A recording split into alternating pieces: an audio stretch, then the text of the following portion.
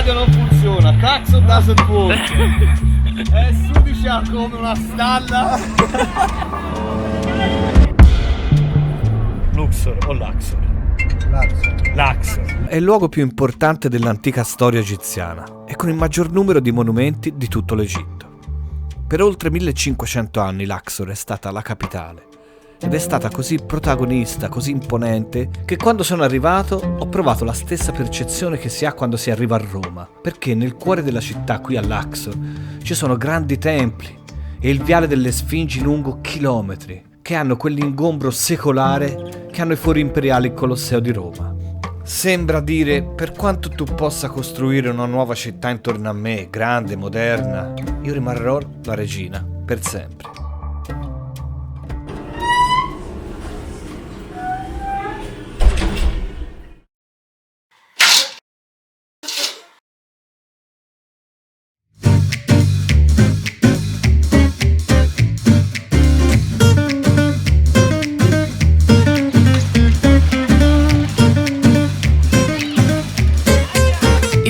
Che nel Medio Oriente e dintorni si chiama bazar, termine persiano, o souk. What different, bazar or souk? The souk for mini bazaar. Sono i miei luoghi preferiti, ma in ogni città c'è quello per turisti e quello locale. Ed è in quello locale che pulsa il cuore popolare di ogni città, in cui si fanno gli incontri più genuini. Wow, beautiful.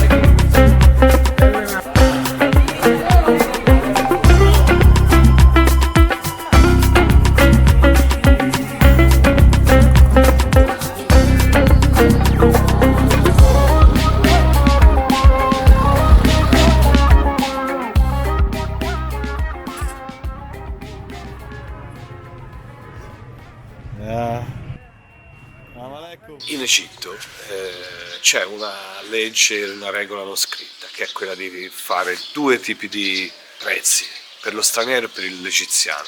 Vai nei mercati, ci sono i prezzi scritti in arabo e vedi 10, 20, 40, 50, che praticamente è €1 per pagare una maglietta o una ciabatta. Poi se ti avvicini te chiedi i prezzi, partono da 100, 150 in su, quindi si parte a 2-3 euro in su, che sono 5-6 volte tanto. E questo per tutto, tutto proporzionato, dall'acqua fino a qualunque cosa che tu chiedi, ci sono questi due prezzi. Addirittura nei ristoranti c'è il menù per lo straniero e il menù, perché se chiedi il menù per dire ok, voglio il menù, almeno prima so quanto pago e non mi fa la sorpresa, hanno il menù per te, apposta. Se al mercato locale le persone hanno quell'atteggiamento tipico della cultura islamica, cioè ospitalità e voglia di conoscerti, come si esce, si ricomincia ad essere bersaglio di venditori. No, thanks. 50 pound all horse. Yalla, I have to feed you. No problem. No, walking. Excuse me, 50 pound? No, It's my thanks. open day today. Thanks. I don't lose it. Walking. Where are you going for a walk? Excuse-moi, qu'est-ce que cher c'est maintenant? No. I want to walking. Excuse-moi, c'est maintenant il have le jour de 8 grammes marché au arabe. Okay. Le sucre c'est un bar milk after the laga. Uh-huh. The market after the Luxor, Okay, after the station. No. 50 pound. After all the for- sunset, we are going to apartment the other side of the night. No, I give you 30 minutes. No, When to thanks. When to sunset that down, Thanks. I bring it you back. 50 pound. Ma qui in Egitto è impossibile stare soli, cioè sono asfissianti. Cammini per le strade, ti vogliono vendere qualsiasi servizio, ma non è che ti propongono, ti seguono all'infinito, diventa stancante. Quando riesci a vincere la sfida con uno, comincia un altro e così via. È troppo per me, ecco. Il viaggio per me è libertà e questo qui in Egitto per ora, insomma, è molto difficile avere questa sensazione. Allora, meno male che abbiamo trovato lui, che ovviamente lo stile è lo stesso. Habibi italiano, come Egypt. Me waiting, Mohammed El Sayed, waiting you. Avere una persona come lui ti aiuta, a parte a pagare un po' meno tutto, e poi quando ti vedono con lui per le strade ti avvicinano un po' meno. Ho trovato un'abitazione in una famiglia fuori dalla città, siamo in campagna, insomma non proprio come si intende noi, comunque in periferia della città, che è una zona rurale, e qui insomma si vive una vita fatta ancora con ciuchi che trasportano di tutto, poveracci. I più fortunati, diciamo, hanno cavalli, ci sono mucche, bufali, banane, insomma la vita poi in queste zone si percepisce tutto un altro stile. Per ora grandi sorrisi.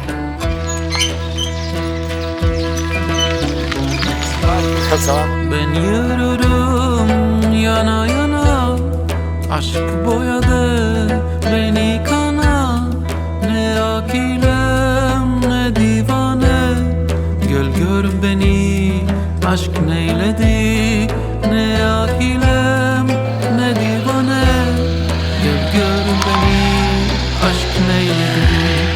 Göl gör beni aşk neyledi. Ya elim al kaldır beni, ya aslına.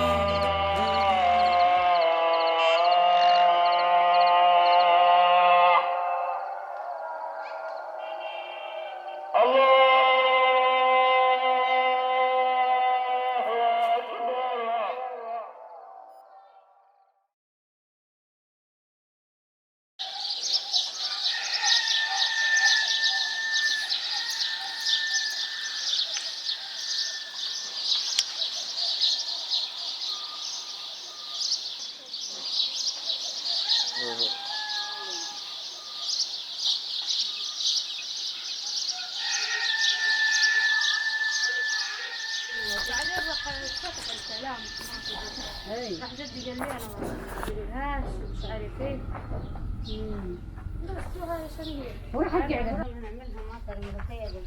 Pigeon Tower, le avevo viste in Iran perché è un'antica invenzione persiana. Questo è ancora attivo rispetto a quello che ho visto nell'antica Persia, e infatti c'è un piccione là. Questa casa dei piccioni serve innanzitutto perché loro non vadano a infestare posti che non devono andare, e poi il concime viene poi utilizzato per concimare.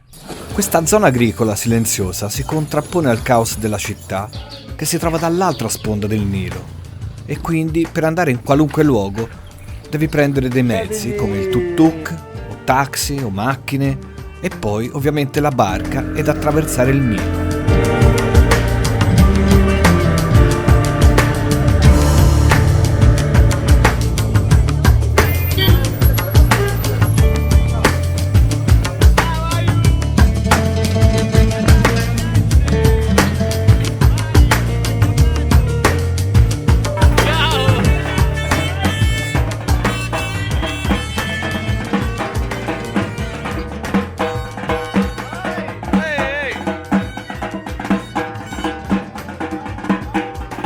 Tra tutti i mezzi presi, il più sgangherato è stato questo, la macchina di uno dei tanti fratelli della famiglia ospitante. Coi pelo, no? 50 gradi hanno. Mamma mia! Ma mamma mia, davvero, eh? Il clacson funziona? No. Clacson no?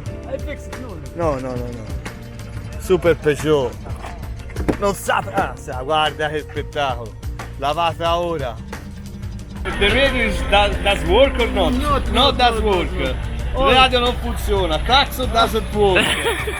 È sudicia come una stalla.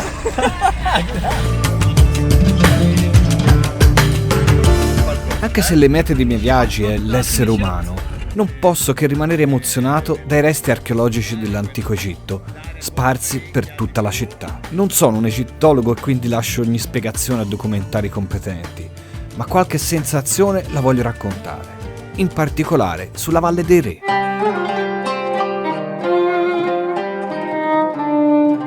La Valle dei Re è uno di quei nomi che senti fin da bambino, senza sapere neanche cosa sia di preciso. Più tardi l'associ a figure come Tutankhamon, Nefertiti e comunque collochi questo posto in un antichissimo passato. Ma stando qui ti accorgi che la storia è ancora in corso. Sotto questa valle fatta di rocce e sabbia ci sono un numero imprecisato di tombe che stanno scoprendo in continuazione. E con le nuove scoperte si ricostruisce e si modifica la storia di tutti noi. Pensate che la prima tomba è stata scoperta soltanto nel 1817. La tomba di Tutankhamon, con tutti i suoi oggetti per l'aldilà, è stata scoperta soltanto nel 1922. Anche quest'anno, nel 2025, hanno scoperto un'altra tomba, addirittura di un re. Tantissime poi sono le botole chiuse che portano a nuovi ritrovamenti. Insomma, sotto questa collina, chissà quanta ancora ci sarà, pronta a mostrarsi e raccontarci sempre di più della nostra storia umana.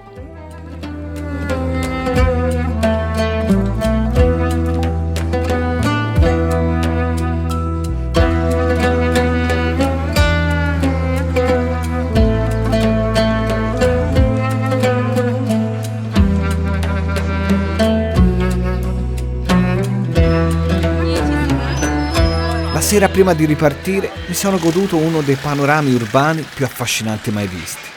Sono salito sul tetto di un bell'hotel e ho visto Luxor seguendo con gli occhi la linea infinita del viale delle Sfingi.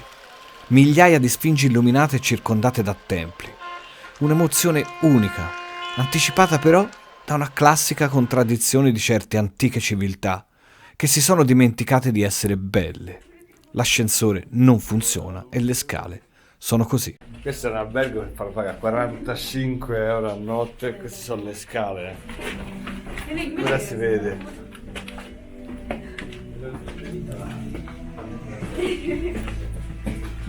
Fantastico, eh?